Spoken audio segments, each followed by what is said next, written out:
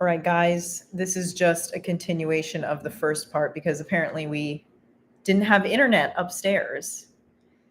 So bear with me as we wait for the people who were in here before to join. If you are watching this on a replay, just skip to like minute number 2. Hey guys, hey Chris. Just gonna wait a second for everybody else to join. I had to restart. Sorry about that. It is what it is, you know?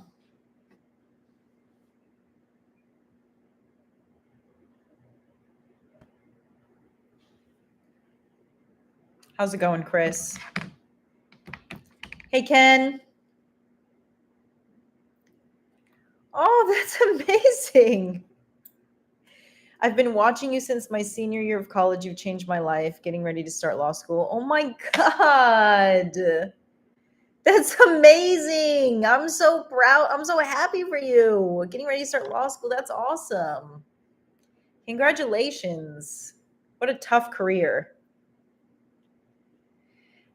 Okay. Hey guys, thank you so much for rejoining. I guess I didn't have internet upstairs. Sorry about that. So now you have to look at my kitchen.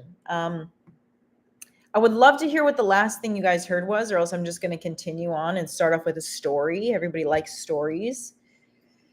So I'll just kind of backtrack a little bit and kind of summarize what we were talking about in the last video. The labels that you put on yourself and the labels that you are labeled by your society, your environment, your mom, your dad, your friends, your family, whatever they label you as, just observe it. Observe it, because that comes with attachments, what their expectations of you, how they're going to treat you, and how they could potentially take advantage of you, even if it's not on purpose, by accident. Because sometimes these things come with subconscious understandings of what you will put up with. This is very, very important for you to listen to and understand. Some of your labels come with attachments and understandings that you will put up with some shit. We'll get to that in part 2 with a story that I'm going to tell you. But for example, I grew up in the Midwest. That's a label. Every time I tell people I'm from Wisconsin, even though I haven't lived there in like 13 years, and I've lived in LA, I've lived in 35 countries, okay? I've been around the world. I do not identify myself with Wisconsin. I don't have you know what I mean? But every single time I tell people I'm from there, immediate attachment to Wisconsin. They go, oh, Wisconsin. Everything about my identity becomes connected to what they believe about Wisconsin. Okay? Which I keep depending on who I talk to. Sometimes I tell people I'm from California. Sometimes I tell people I'm from Florida. Sometimes I tell people I'm just from here in Mexico, because I don't want to divulge information about myself. You control the perception. Now, I don't suggest that you just lie to people and, completely control a narrative. But I am saying once you understand the narrative that people believe about you, you can control it depending on where you're at. This is getting a little bit into dark psychology. But I say that I come from Wisconsin, so even my upbringing does impact me. How your parents raised you, what you were brought up around. I was brought up around a lot of nice people who helped each other out. This created a naivety in me which believed that everybody was out for my better good. So when I moved to California, I just believed with this natural goodness of my heart that everybody was out to help you. I didn't understand it when people told me that I would get hardened by the world, that I would face a rough reality. And for the most part, California was actually very great about that. But once I started to understand relationships better and the way that people would take advantage of each other, I started to understand what they were saying. Now, even though I haven't lived in Wisconsin for 13 years, I still carry some of that with me where I'm happy, where I'm enjoying the environment. And it wasn't until I got my plastic surgery and I went for my checkup. And here's the doctor, here's the assistant, okay? And I look to the assistant and I go, "Are you having a good day?" And they both burst out laughing. And I was like, "What's so funny?" And he goes, "Oh, you're just so nice."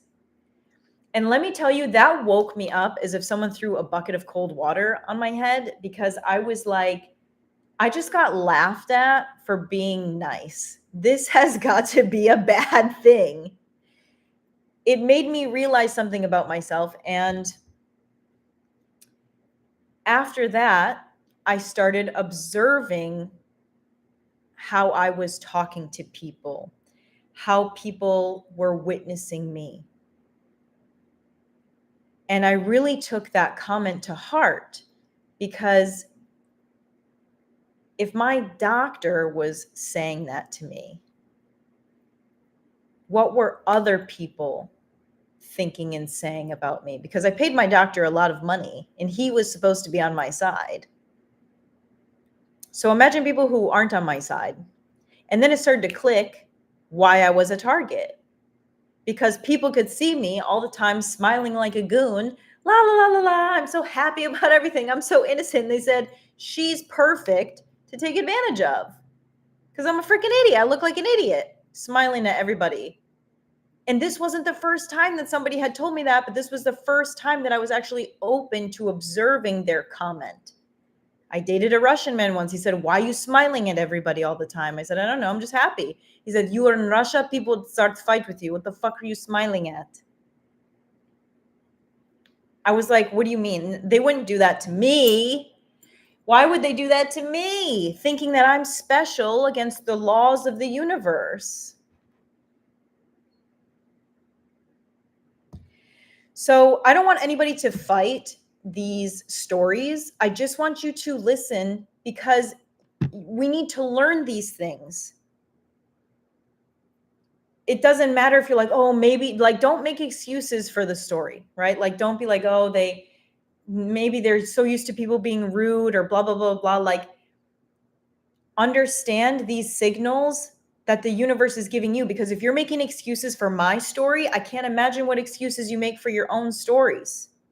And this is why I said in the beginning, take emotion out of the formula. You have to zoom. This is why I'm so good at my job. Don't you understand? I am able to have such good readings of people because I don't get emotionally attached to their labels. I just see them for what they are. And it's such a good predictor of human behavior. You can do this too for other people, but you have to first do it for yourself. Because if you can't even do it for yourself, how are you going to properly do it for other people? And this is how you keep yourself safe. So I'm not saying that I'm never going to smile again. I'm just saying now I understand how the world perceives me, always being la-di-da-di-da, happy all the time, and why I felt like I was attracting freaking idiots into my life. It's because of that. Because I was making myself a target, right? So you have to see where you are making yourself a target. I want you to write that down. Where am I making myself a target? What are my labels that I'm labeling on myself? Do I have pride in being a hard worker? Do I have pride in being a businessman? Do I have pride in being a joyful person? Just write it down. Write it down and see how the world might perceive it. Which brings us into our second point. Observe how you communicate and what you're telling people about you. Observe how you communicate and what you are telling people about you, because they are going to take that information in and use it to their benefit, even if they're not evil. So you might be like, for example, are you laying it all out so they can see your wounds under the guise of being an open book? You say, "Oh, I'm an open book. I'll tell anybody anything." Don't do that. You're like, "I just want to be authentic." No. Stop dishing out all of your secrets, all of your desires, all of your fears, all the ways you've been betrayed. That is where you are putting a big light above your head saying, target me. Idiot here, idiot sandwich. Like Gordon Ramsay says, I'm an idiot sandwich. Because now I've just told everybody that I'm able to be taken advantage of, that I've been cheated on so much in the past, that I'm like you are not actually benefiting. Like this is my problem with the whole mental health space. It taught people how to be victims, and it taught people how to stay in victimhood and become targets for the people of the dark arts. It doesn't benefit you to tell the public your trauma. It doesn't benefit you to hear you repeat your trauma to yourself over and over again, because then you are what? Going back to number one, labeling yourself as a traumatized person who's had X, Y, Z, and Z done to you. And if you can internalize, I'm a person who's had X, Y, Z, and Z done to me, then you are going to internalize all of the negative attributes that come with all of those things. Taking a second to read these comments.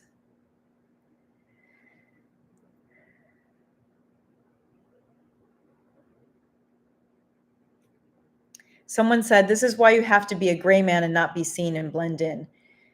No, you don't have to be a gray man and not be seen and blend in. You just have to be smart.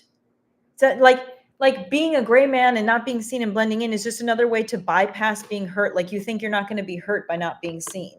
No, you're just hurting yourself because you're trying to blend in and ignoring your purpose, your passion, your gifts, because you don't want anybody to see you.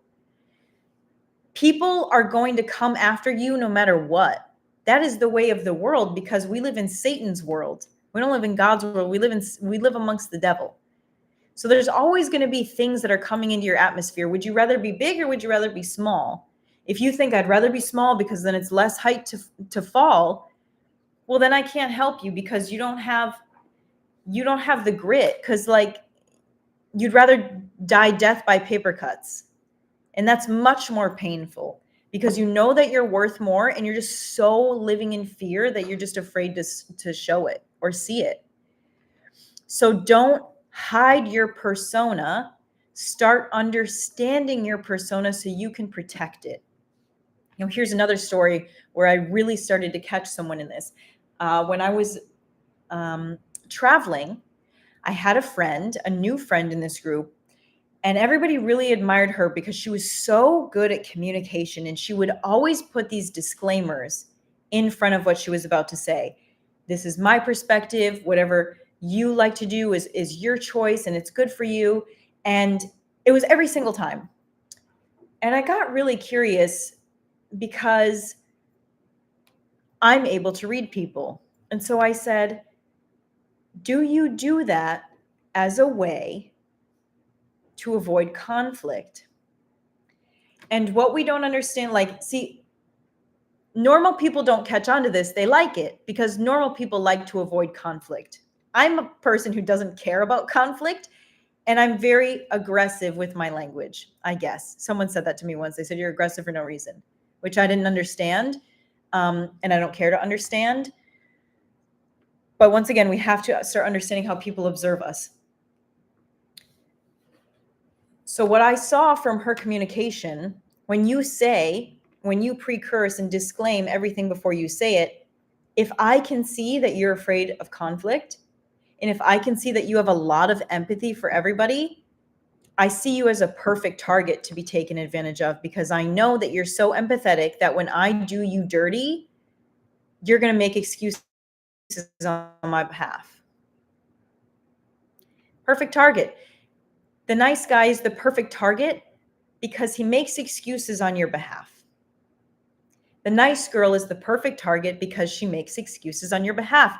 What part of the reason why I don't tell people I do men's work anymore is because they would always say, oh, I need that. Or they would make me competition, even though I wasn't asking for that, because they started to take information from that and use it in whatever way they, thought they could.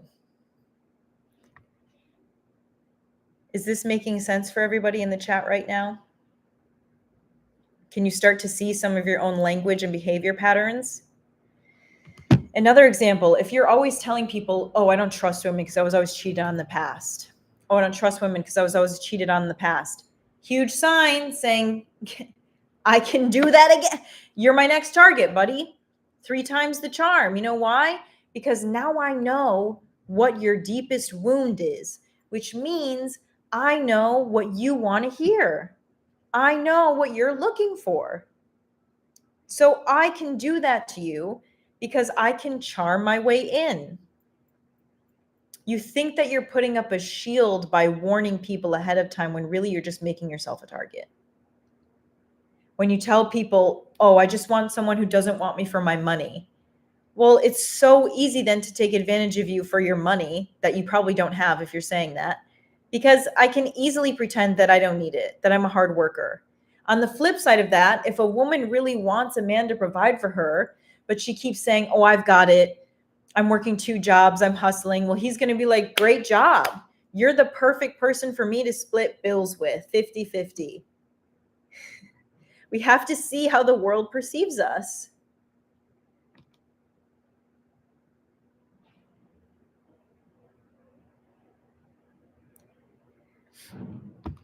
We have to see how the world perceives us.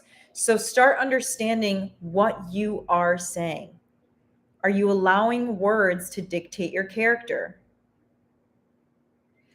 Like men who say they've been used, so they're mean to women. It just shows how you're wounded.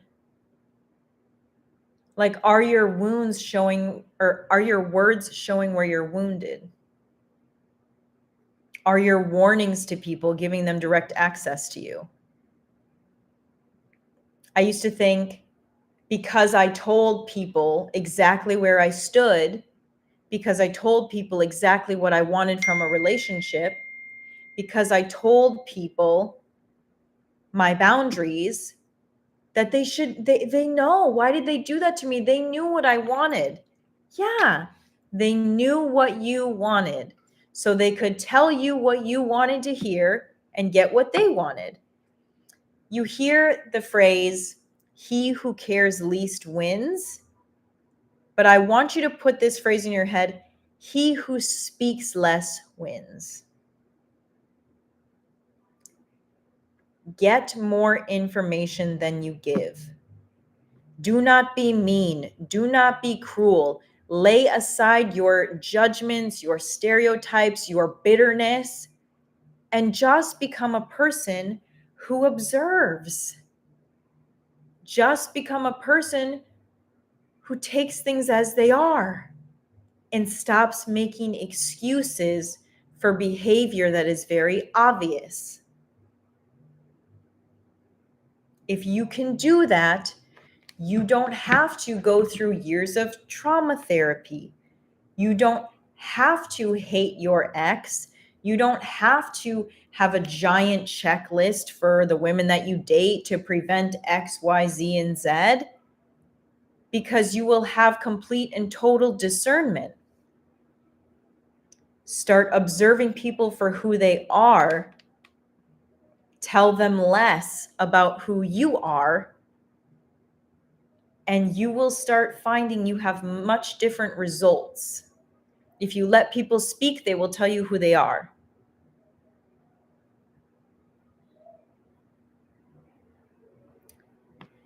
Does anyone have a question on that or have a personal situation that they want me to answer on the live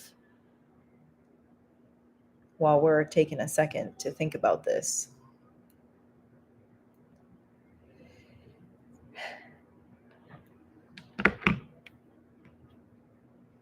Because on top of that, all of your language, go ahead and ask it. Whatever your question is, just ask it in the chat. No worries. Whatever your labels are that you attach to yourself, whatever the languages that you tell people, understand that it's usually created from your childhood trauma to gain something that you didn't get in childhood. If you know the main component of what you were missing in childhood or what you're trying to achieve, you will start to and you can probably understand that if you don't know it already from the language, from the labels that you're looking for. If you really rest on, I'm a hard worker. I'm loyal. I label myself as XYZ. You know, you might be like, I'm trying to impress dad. I have a father wound. Okay, great. So then that's not really who you are. That's who you are when you are wounded. And it's okay to change that identity. We have a question in the chat. How do you build friendships while in a relationship? I'm a little bit confused at why you're asking this. Can you elaborate? Because it sounds like there's more details to this. Your relationship should not overtake your entire life. You should have a specific role for your partner, and you should know exactly how that person fits in your life. But community is also going to be very important. So do you have a sports group that you go to? Do you have a men's group that you go to? Do you have a church that you've built a community on? Not just friends that are friends of your partner, but you yourself need your own friends and activities. You should already have built friendships before getting into this relationship. Okay. I've heard that you shouldn't make any more female friendships after getting into a relationship. That seems like a boring life. Why are you focused on trying to create more female relationships if you're in a romantic relationship?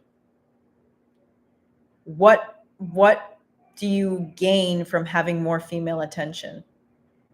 You should focus on, hi, Christopher. You should focus on male friendships. If you have a woman in your life who's romantic, what do you gain from having more females around you? So that seems like a boring life. It sounds like you are living off intermediate validation from other females. There's no benefit. I made a whole video about this on Instagram. It's disrespectful to your partner, and it's disrespectful to the relationship. And that's leaky energy.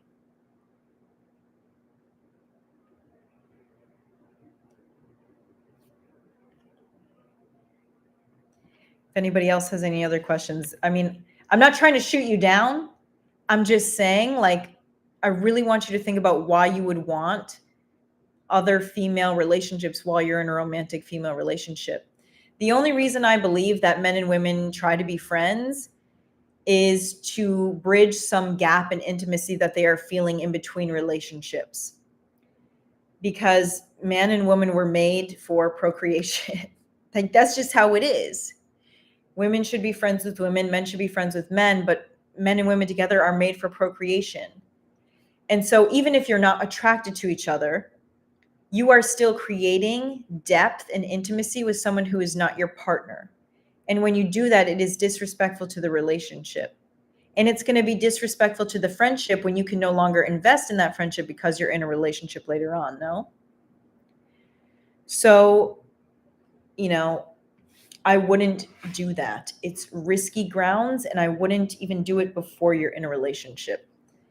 I have a strict no guy friends rule. I have guy friends that I keep in the ether, like I'll see them at church, I'll see them passing by a coffee shop, but I do not spend alone time with them.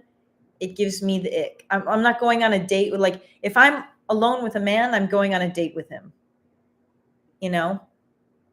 Unless it's like a very rare occasion, like once every 3 years, I meet my friend who lives in Los Angeles that I met in India 10 years ago. That's a random occurrence.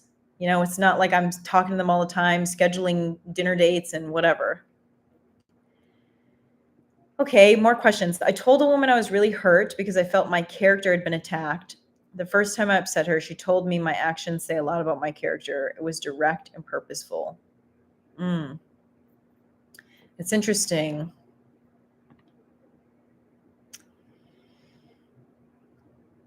Yeah, that's a two-way analysis that you can take a look at, right?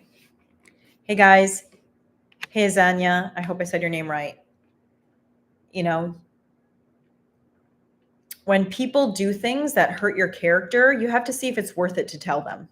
Because usually it's not. Usually if someone is trying to, you know, hurt your character, or like take a jab at your character, it's because they don't really know you or they're trying to take you down a peg. But if what they said was that your actions said a lot about your character, that's something good to observe. Do my actions reflect on my character? Just observe it. Take the emotion out. Observe it. All we've done is talk on the phone.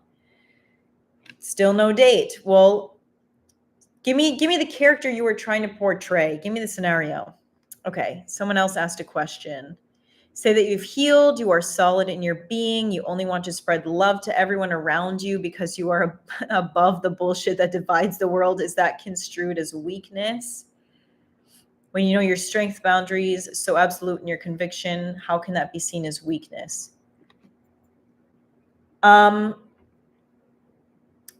Because not everybody just like, you can love the world and spread love to the world, but how are you defining that action? Not everybody deserves your time, your affection, your intimacy. So it can look like weakness because it shows that you don't understand the value of the gift that you have.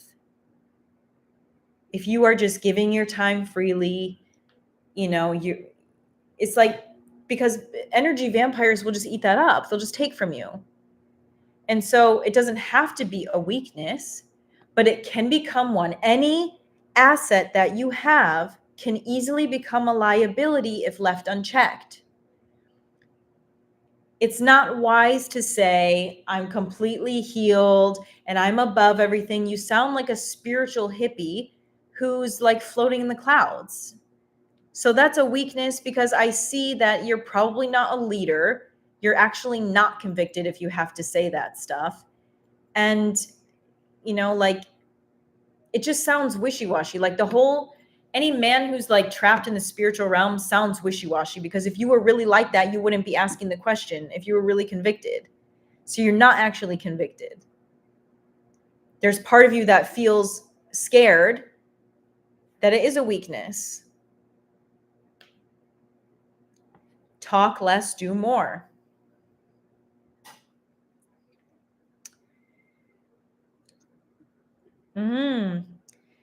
Just like Azanya said, it also may be because you might not be seen as having a strong stance. Exactly. Good stuff, guys. All right, who else has a question? Are there any thoughts about this type of topic, type of conversation? Let me see. Let me give another example. Let's say you're on a dating app and you put in your bio everything that you want, everything that you're looking for. Well, now they know exactly how to get you. Good people will not take advantage of you. Okay? Like, I'm going to use myself as an example. I'm not going to label myself as a good person because I've made a lot of mistakes in my life, but I have self-control and I have respect for some people. I've met a couple people who are so lovely and they have offered me a lot. And being in the position that I'm in, I could easily take advantage of that and just keep stringing people along, or, I could easily like get a sugar daddy or whatever the hell. But when I respect someone, I cannot take their affection. I cannot take, because I have a love for people that says I'm going to deny myself whatever goodness this is, because if it's not in alignment, it's not in alignment.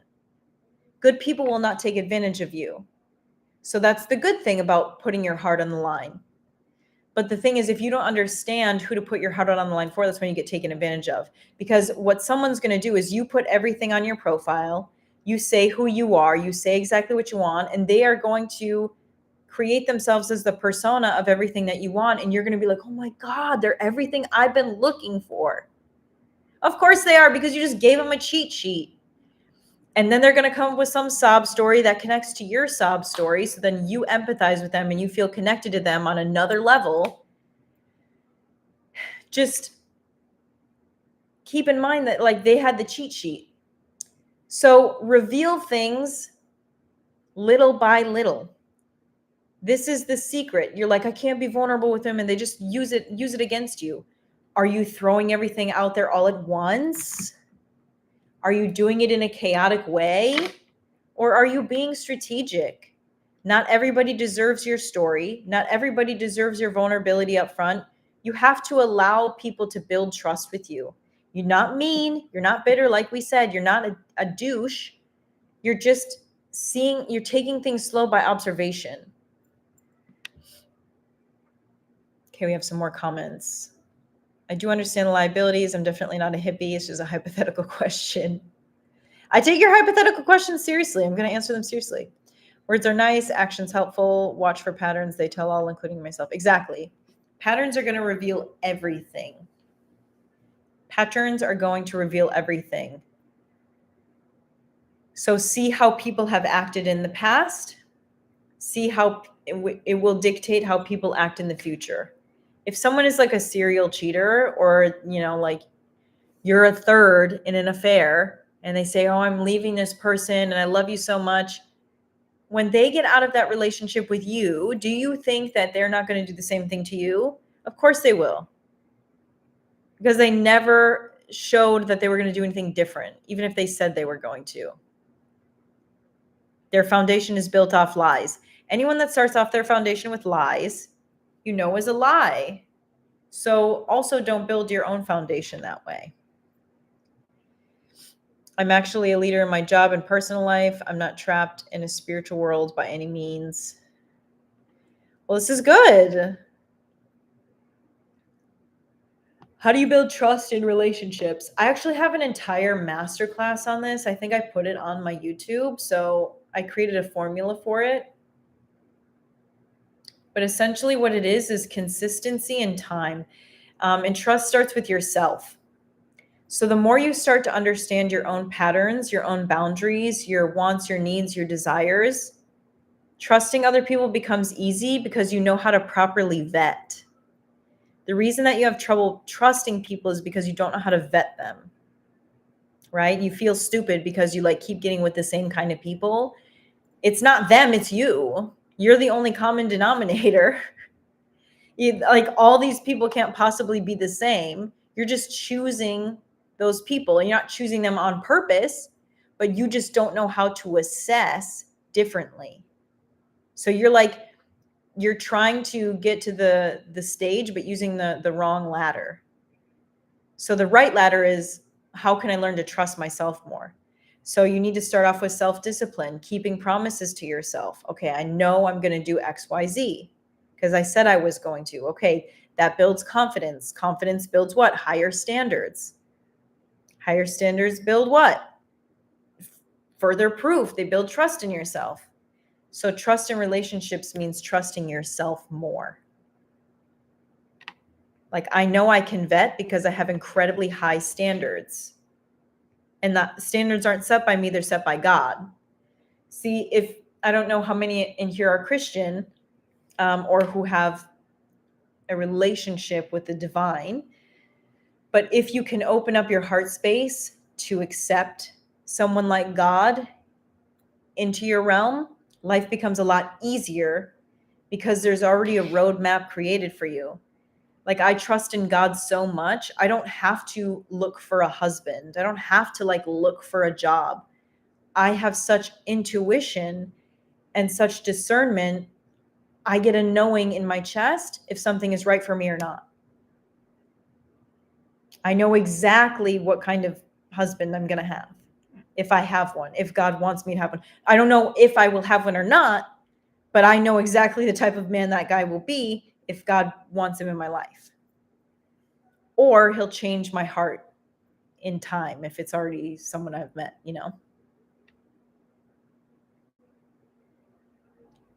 Exactly, Joel. Trust yourself. If not, how can you even trust that you don't trust others, right? And when you don't trust yourself, you begin to become chaotic. And when you become chaotic and emotionally, because you're emotional, you're crazy, because you start lashing out at people, you start saying these crazy lines. People don't understand how crazy they look when they make these weird allegations, right? When you just throw out all women are XYZ, all men are XYZ, it makes you look bad because it says, I cannot tell the good ones apart. Because we know there are good men and women in the world. They're not hard to find. They're just hard to find for you, which says I'm a target. I'm a dum-dum. I'm a dum-dum dummy. And you don't want people to think you're a dum-dum dummy, so you got to start speaking more positivity into the world. You have to start labeling the world for what you want instead of the bitterness that you've perceived it as. Because then you will start attracting different things. As many things as have happened to me, I'm keeping the same tune on my phone. I only surround myself with men who take care of women and take care of me. I only surround myself with men who give me princess treatment. No man is allowed in my space if he doesn't treat me that way. I don't care. I don't care if he has his own boundaries or rules. Okay, your boundaries and rules don't align with mine because I want men to be gentlemen in my space. Men open the doors for me. They pull out the chair for me. They pay the check because that's what a gentleman is. I don't want to go into my masculine, so I have to have those standards or else I'm pushed into the dude energy, and I don't like that. So you have to set standards for yourself and not in a bitter way. I'm not saying all men are shit and they don't treat women like Leighton. No. I love men. I love when men treat me well. I love nice things. And I love to treat men well who treat me well. I love that we can co-regulate and co-partner and co-dance in this energetic field that we've created together when a man opens the door for me and I can fawn, and when we can create this magic together. That's where I'm going to build my life from. Where are you going to build your life from?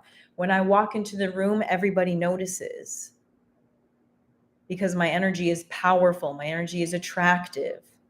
I have intention. I have purpose. I have weight to my aura. You have to start speaking life into your labels, into your self-perception, into the things that you want.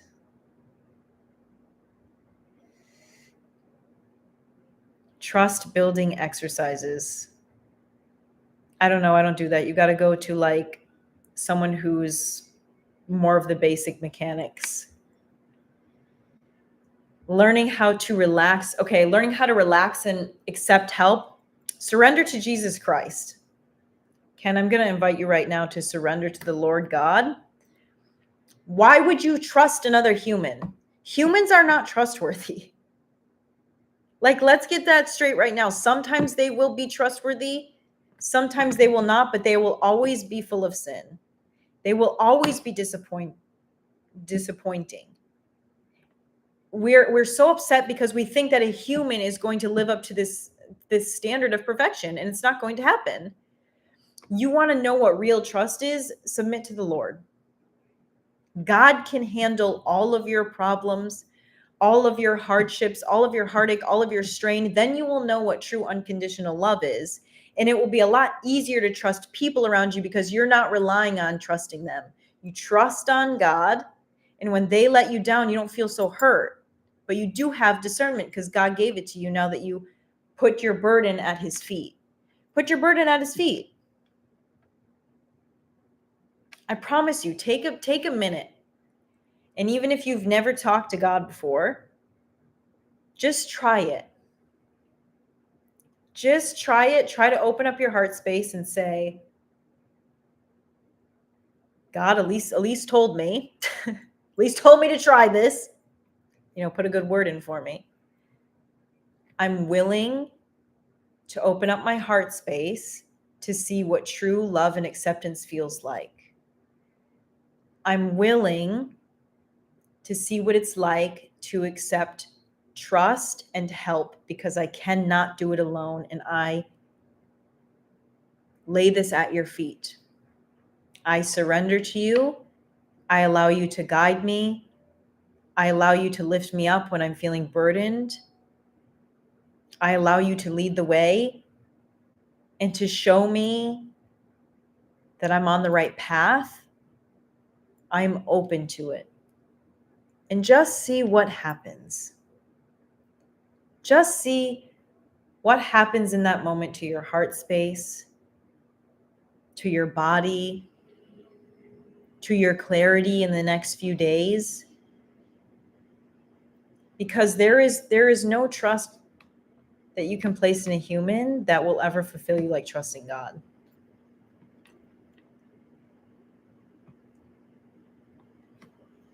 That is the best trust exercise that I can give you, is just pray. I've never had more security, confidence, lack of need or want than when I'm in deep pursuit of God. Jesus truly is the way. Exactly. I mean, I was in the same place. Now this is taking a little bit of a diversion from our talk, but let's talk about it, because Jesus is the most important thing in my life.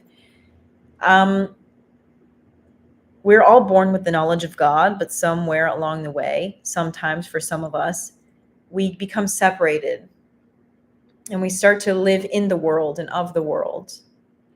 And we take on so many things and we start getting in our ego, like, I did this, I've done this, I've accomplished this.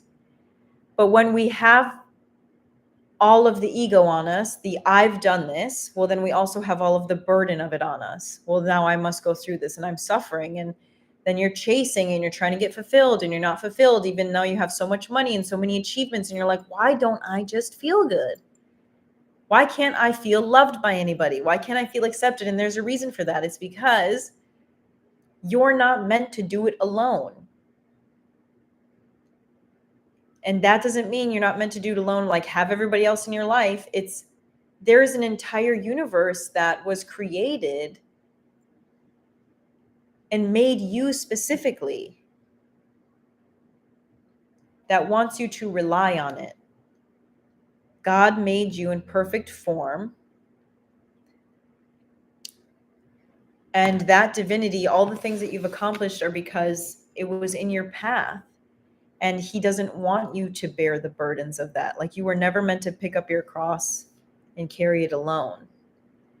And learning how to surrender and rely on God helps humble you, helps keep you steady, and helps you experience unconditional love of a perfect father, because our parents are not perfect. They're just humans. And this is why I fell out of wanting to teach the trauma healing, the attachment styles, the core wounds, because once I experienced the unconditional love of the Lord, I realized none of that mattered. Because why was I relying on my parents in the first place? I didn't get the wound from them. I got the wound because I didn't know the love and presence of the Lord. Once I felt fulfilled in Christ, it was easy to just see my parents as people, and then I no longer had childhood wounds. So it's weird to me when people speak about childhood trauma now, because it's almost like a thing that happened to me that I don't remember. I'm telling you, I promise you, it sounds crazy, but it's just the truth. I used to think people who love Jesus were so crazy. I really did. I thought that they were so crazy and so weird, and it would really turn me off when they talked about God and Jesus and got all into it. But now I understand, because when you have it happen to you, you can't not talk about it. You can't not explain it in a crazy way, because the love of God is crazy, because it's all powerful. It's healing for everything. Someone said, I wouldn't say that we're dumb. It's just that when we see someone that could help elevate us, we get nervous because it causes us to push ourselves out of the comfort zone. It's easy to find a partner, but the mind turns away and wants us to choose comfort over capability. Exactly, which is why, all of my answers for the rest of my life will be turned to God, because through Christ we can do all things. When you have a higher power on your side, you don't think about things like my comfort zone. You go always towards what God wants for you, which is usually not comfortable. You just rely on his presence and his power to guide you through. And that means relationships, that means business, that means hardships, that means joy.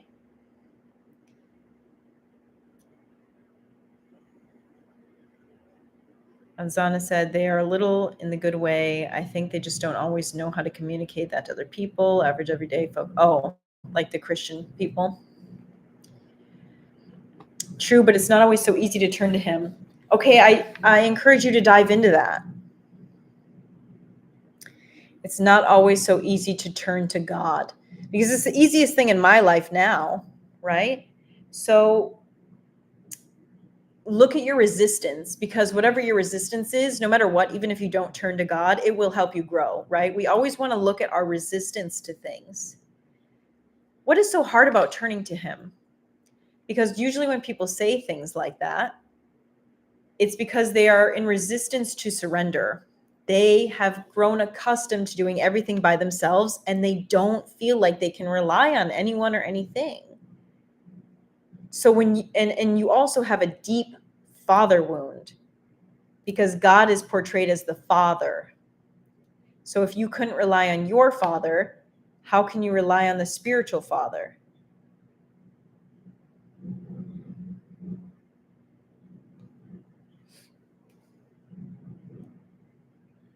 It's really hard. It's really hard. I couldn't submit to God. I kept God separate from myself. I said, I always believe in God and Jesus, but I hate Christianity. I hate organized religion, because I felt rejected by the church. I felt rejected by church people. And so by doing that, I kept myself separate from God. I said, I'm doing everything and God's got a plan, but I never surrendered to God. I just did it by myself because I'm hyper independent. And that's what I was going to do. I've learned to survive until I finally got so low on my knees. Don't ever rob someone of their rock bottom, because this is an important moment. I finally said, I can't do this by myself. I literally can't do this by myself. And I have no one in the human form to help me. And I need a divine presence to lift me out of this, because only God could do it. And when I finally said that, and when I finally submitted and said, I will do what you say, God did it, because only God could do it. And he wants you to know that you are worthy of love and worthy of being taken care of and worthy of that sacrifice without doing all of the work that you think you need to do. You don't need to earn that love. And that's one of the hardest things for people to accept, is that we don't have to earn God's love. God already gave us love. So it's not God who is rejecting us. It's us who doesn't understand what unconditional love really feels like.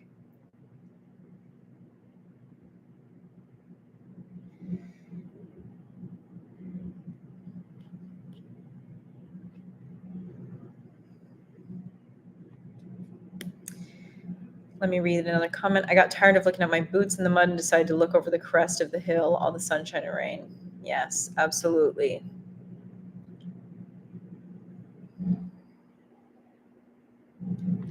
That's what I was trying to ask you more, how to accept help from others. I'm very self-reliant too, and I would like to work on it.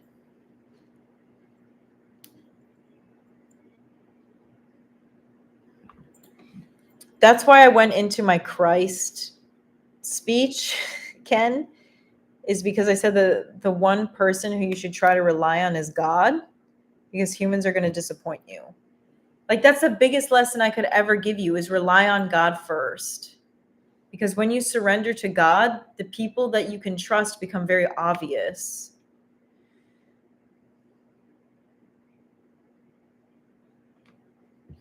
But if you want to start off in an easy way, just start asking people for stuff. Like you said, for example, I'm always happy to take my friends to the airport, but I try not to bother them for the same thing. Start bothering them. Like, why do you see your friendship as bothersome? Why do you feel like you need to earn love? You don't feel like your presence is enough? Friendships are like a conversation.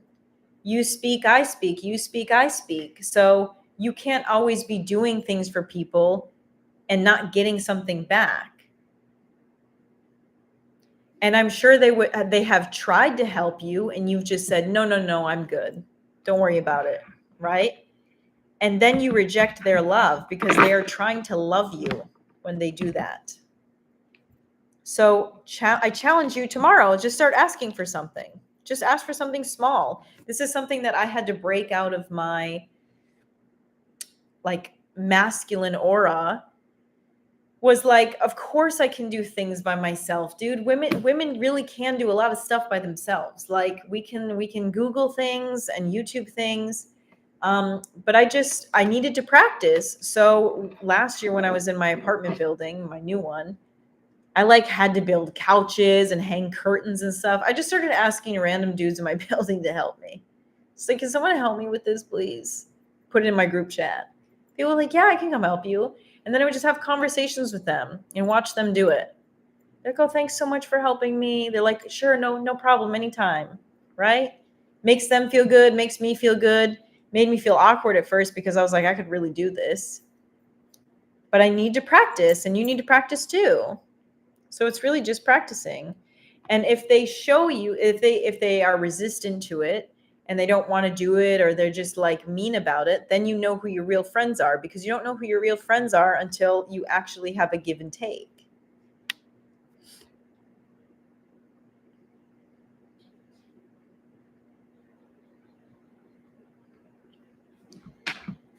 So to sum up what we talked about in the live stream, guys.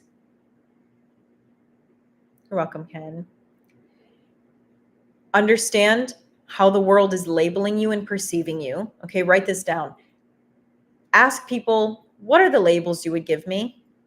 Just see what they say. Don't give them any information about why. Just say, if you had to give me 5 labels, what would you label me as? Could be good, could be bad. Just like if you met me as a first time, what would you say? Ask them. Then take a look at what those labels are and ask them to explain, why did you give me this one? Why did you give me this one? Why did you give me this one? Oh, I gave you nice guy because you're always doing favors for me. Okay. Then go through, could you perceive any of these negatively? See what they say. And just take it for what it is. Then start witnessing your self-talk and how you tell people you are. So analyze your stories. No more telling people negative things about yourself. And no more making self-deprecation jokes, because nobody actually likes that. It's not funny. Whenever I started doing this fun thing for myself, you probably won't like it. It's kind of toxic, or it's just honest. If a man who is trying to date me or get my attention or something, I had a guy, he wanted to go on a date with me, and then he's like, okay, I just got to go home and change my clothes so I'm not so hideous. And he was fishing for compliments, and I don't do that. If somebody does a self-deprecation joke around me, I just play into it. I go, yeah, you better not look ugly or I'll leave. I don't even care. I'm not going to say bad shit about myself. You have to get over that. So notice what you're saying about yourself. Notice where you make self-deprecating jokes, and notice where the cracks are that people could potentially take advantage of it. Once again, not because you have to change, not because there's something wrong with you, but because you just want to start understanding yourself on a deeper level and seeing where people might be able to take advantage of you. Okay? I am authentically me. Don't be catfishing me. You know what I'm saying? I'm showing up ugly. I'm not going to be ugly, so you better not be ugly. I'm leaving. It's going to cost you extra. You know what I'm saying? So yeah. All right, guys, this has gone quite long. Next week, we're going to be talking about, give me a second.